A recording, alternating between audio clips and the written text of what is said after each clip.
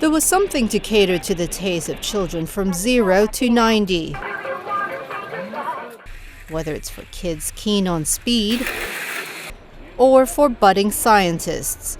Hong Kong toy maker Eastcolight launched its latest product at this year's Hong Kong Toys and Games Fair.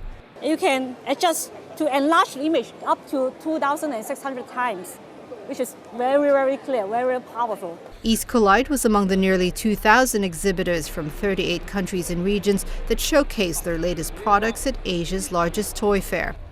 In its 36th year, the Hong Kong Toys and Games Fair was a chance to preview products that may well become the next must-have toy for Christmas. It was a good year for board games, so I think you're going to see more board games going forward this year. And activities. Lego and Crayola both had 2 of their best years ever. I think perhaps the biggest trend is about value. And value doesn't necessarily mean how much did I spend for a toy. It means how much play value am I getting out of it. When parents are convinced that the value is there, they're willing to spend the money and to give kids the toys that will engage them. The back-to-basic trend hasn't kept traditional toys from keeping up with the times. This bamboo dollhouse, for example, comes complete with environmentally friendly features, including a solar panel and LED lighting. But German toy maker Hape wasn't the only one showcasing its green credentials. The theme was a prominent feature in many of this year's exhibits. While another old-time favorite has been given a new twist. Billed as the first edible Play-Doh, Yummy Dough is good enough to eat. The product is the brainchild of 2 girls in Germany. Sarah and Louisa.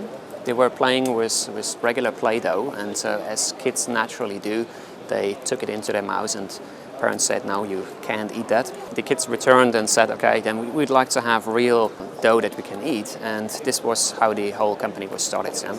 This year's fair saw the debut of a brand-name gallery featuring toys from some of the leading toy makers.